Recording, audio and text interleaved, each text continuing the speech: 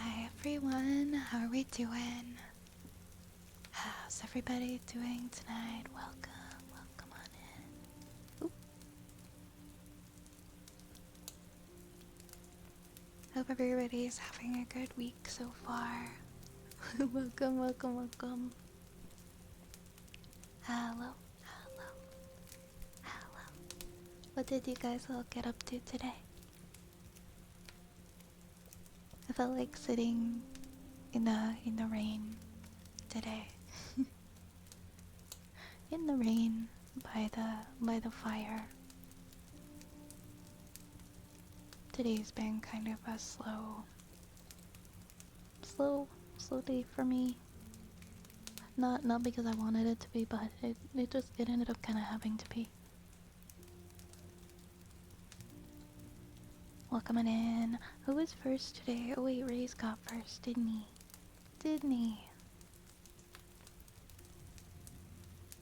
Is the little thingy, oh yeah, okay, there it is. I was like, I changed it, right? I blinked out, I'm like, I changed it over to who it was, right? Congrats on first. Hello, name not found, welcome on in. Hello, Zaby. Hello, Goth. Hello, Yar, you found a Milka at your local store finally. That's so funny. I was just thinking about Milka chocolate today and how I could go for a bar of it. It's like one of my favorite chocolates.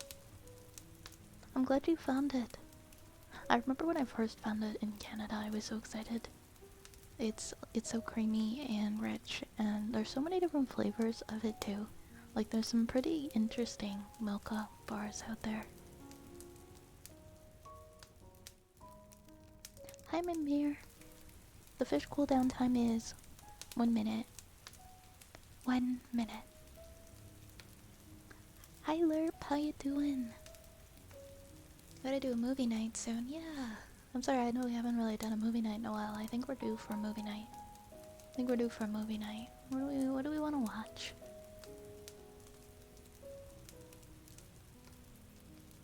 Hey, Moxie.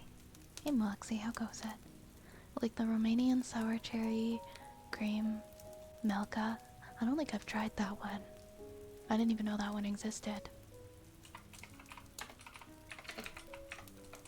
How many flavors of Milka are there now? How many Milka products? Oh my gosh. Wait, is Milka German?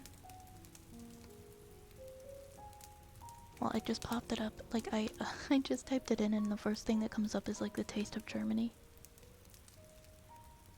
Which I think is actually just a site. I'm like, wait, no, Milka's not German, is it? Milka's not German. I don't think I've ever... I thought it was like, I thought it was like... Yeah, it's European, right? Because I remember the first time I ever had it, I bought it at a convenience store in Italy. And so I've always thought it's Italian. Maybe.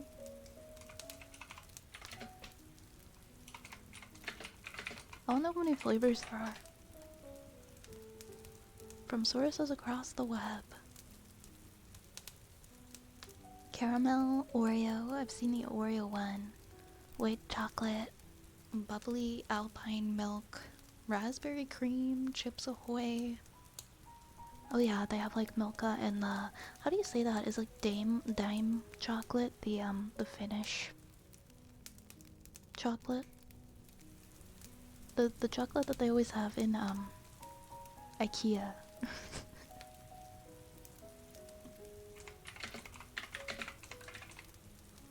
Or sorry, Swedish, not Finnish. DAIM. I think it might be dime, but they also, like, you go into IKEA and they have like the little dime cakes, cake slices you can get in the cafeteria, and they have like big bags of that chocolate. Milka could be Swedish. There's brownie, there's, oh my god, there's so many. There's so many different kinds. I want some now. I really want chocolate. Oh, it's Swiss. Yeah, see, I thought it was Switzerland. I thought it was like, Italy or like Switzerland. It's a Swiss brand of chocolate confectionery, originally made in Switzerland in 1901. It's been produced in Germany from 1901, and since, oh no way, in 2012 it got bought by Mondelez when it started following the steps of its predecessor Kraft Foods, which had taken over the brand in 1990. That makes sense. I understand why we ended up seeing it in so many places in the 2010s. Once it was once it got bought by a US company. Because I had never seen it before until like 2011, and that wasn't even in my own country. And then like a couple years later, I was like, oh, what's this doing here? So Mondelez acquired it.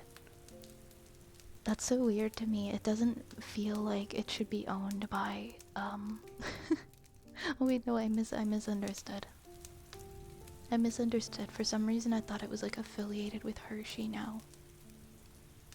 Like, this isn't in the same league as Hershey. Wait, I was so confused. Oh, hey, Attica, no worries, no worries. Enjoy your game. Making me hungry. I'm so, like, I want sweets. I don't really have much right now. Actually, I think there's, like, ice cream in my freezer. So I guess there's something. Thank you for the follow, Pinky, thank you. Welcome on in. I hope you enjoy your stay. I've been so quiet today, guys. I've been so quiet today, I have not. Today is like a not feeling good day. And I'm just starting to feel better maybe a couple hours ago, so I had my dinner and fell asleep in front of my TV, and it was all warm and toasty. I just haven't really been talking much today. Thank you for the follow, Farina. Thank you so much. Welcome to the apothecary. Even though we're not in apothecary right now, we're in Skyrim. I need to make some more Skyrim backgrounds. I got all excited. I made one, and then I ended up getting busy. I ended up getting too busy, and then I didn't make any more. Yeah, we're just gathering ingredients in the forest. I don't know. I don't know. We're doing something. Hey, Celia. Welcome in. How are you tonight? How are you? How are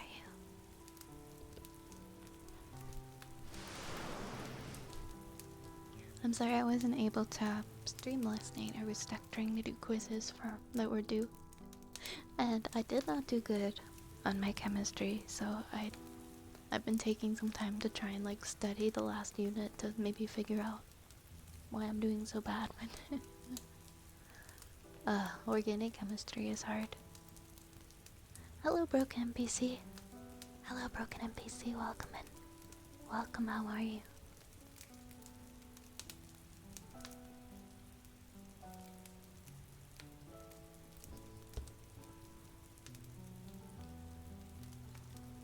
I'm gonna move the fish down over here. That makes sense. So that doesn't block anything. Maybe after my reformat, I can finally get the mods for Sons of the Forest to work so I can record some scenery there. That'd be nice. I don't think I'm familiar with Sons of the Forest. How's the reformatting going, Cage? I know your PC's been giving you some trouble. All my friends in school always told me horror stories of organic chemistry. It's about like naming the different compounds. I think is where where I'm stuck. Like naming alkanes. Like they show us all these different branched alkanes, and we have to like look at the parent chain of all of these carbons and the little branches. We have to figure out according to the branches and everything like what we're supposed to name it. Like 2, 4 isopropyl isopropyl methyl ethyl hexane or like stuff like that, and I thought I was doing okay with that, but I think it just got kind of difficult, and we got 3 attempts on the quiz, and my first attempt I got 46%, and I was like, oh no, it's okay, I have 2 more tries. And I sat there for like hours just like watching videos and going through the notes. Like these are quizzes we can do by consulting our notes and everything, and I was so sure that I got everything right, and I checked it, and then the second one I got 40%. And then I was like, oh no, that's even worse. So I go to do the third one, and with my third attempt, I got 60%. So it will just pick the best score. But I mean, at least it wasn't a fail.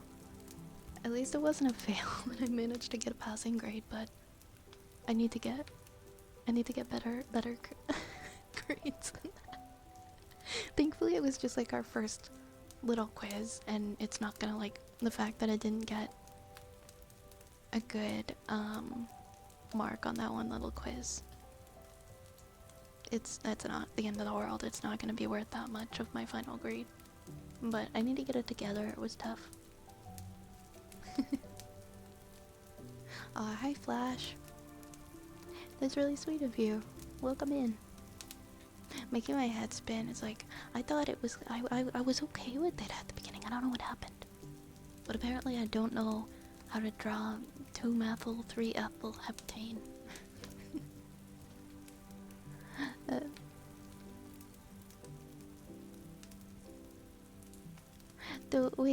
Dodecahedrane. What is that? Is that what? Is that another one?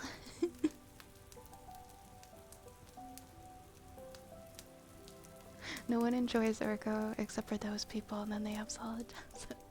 I know. Can you imagine like how easy life would be doing something like that and actually like being one of those people who enjoy it, who love it, who aren't just trying to get through it, like wanting to make a career out of organic chemistry.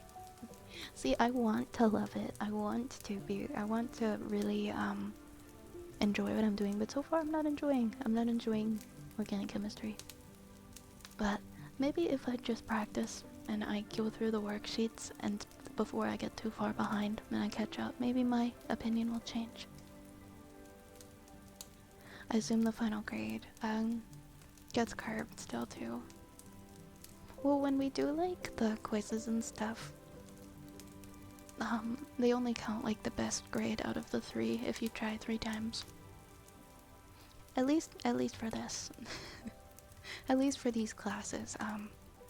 I don't think that's gonna be a thing in university.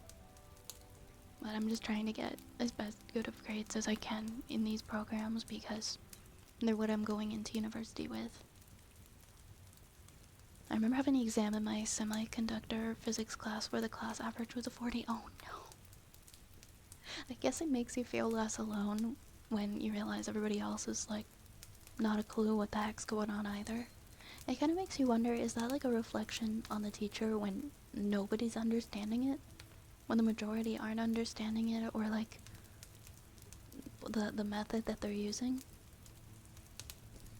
Hi Tom.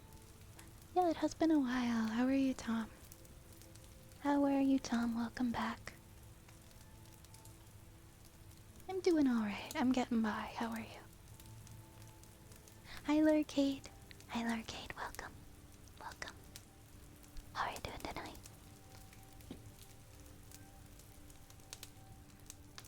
But yeah, I don't know. I think a big part of it also has to do with how much work you're willing to put in. Like, aside the bare minimum of like going to the classes and doing the homework, how much time are you actually going to put into studying the material that you learned over the course of the week? And I need to be putting more time into learning that. And not just like cramming to get the work done at the end of the week, or I'm going to be in so much trouble. I'm going to be in so much trouble. Thank you for the hydrate, Mimir.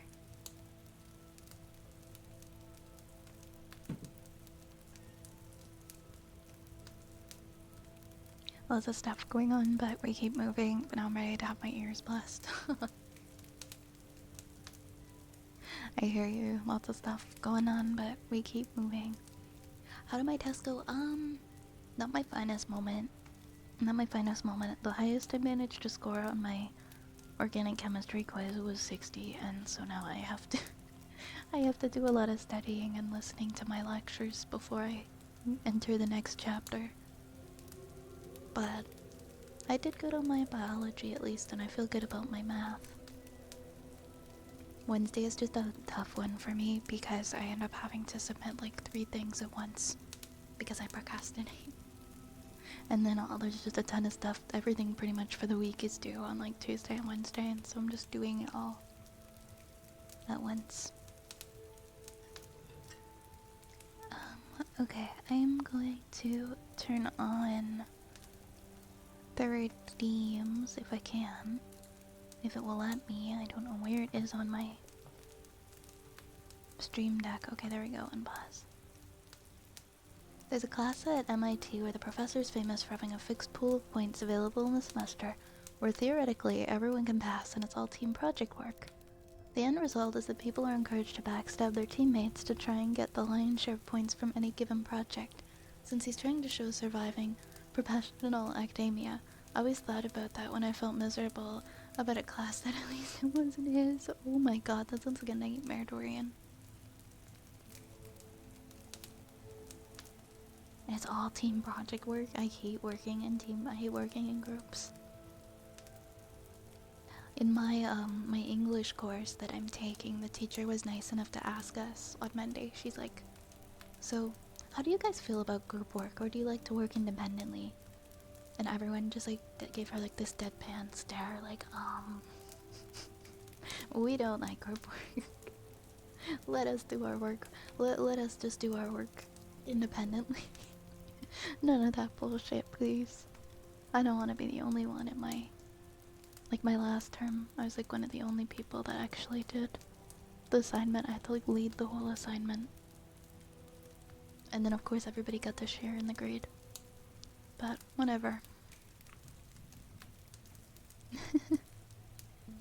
Hey Larcade. Larcade. Go fuck yourself.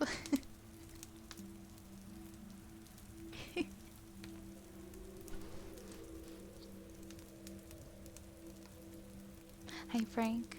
I'm doing okay. I'm doing okay, I think. How are you? How are you? How is life?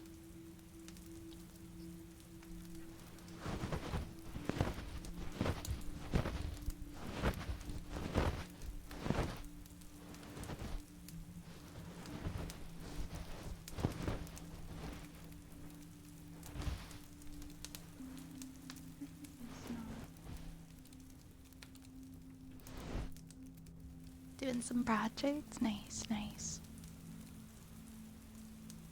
I hope that your projects are going well. I hope it's not too stressful for you.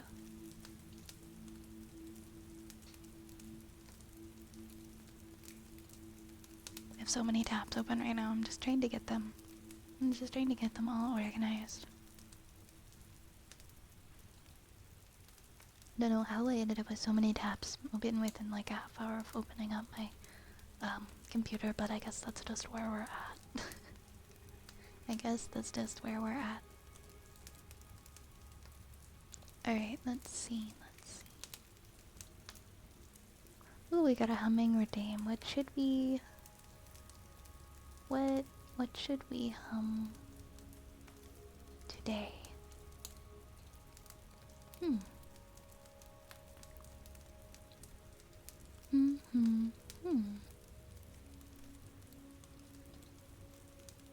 You can always improve on it. Thank you. Exactly. We can always do better in the future. We can always strive to do better and put that time and that effort in that we need to in order to achieve our goals.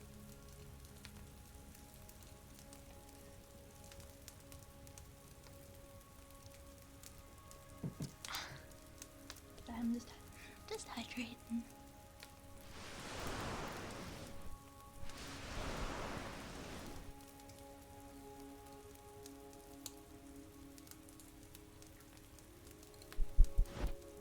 Okay, oh, my reverb isn't turned on.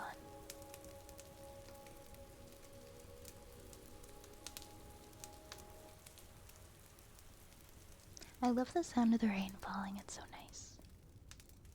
A little bit of the storm, too.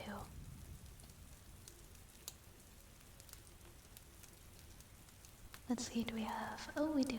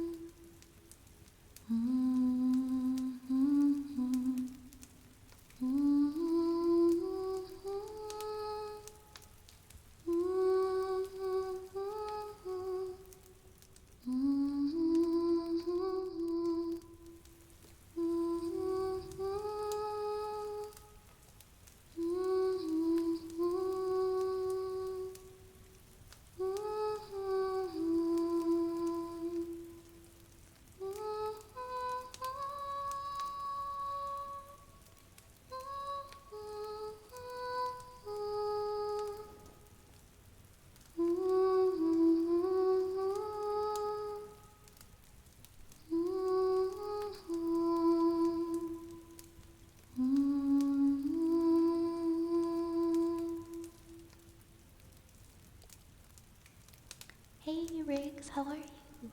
How have you been? Hello, hello. Hello, hello. Oh, thank you, Amir. You're too sweet. You are too sweet.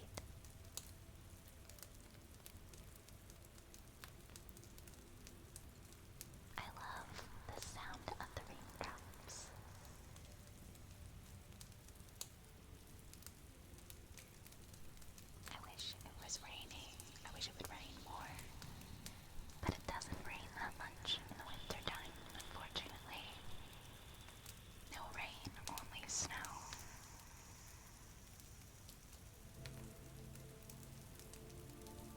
But that's okay.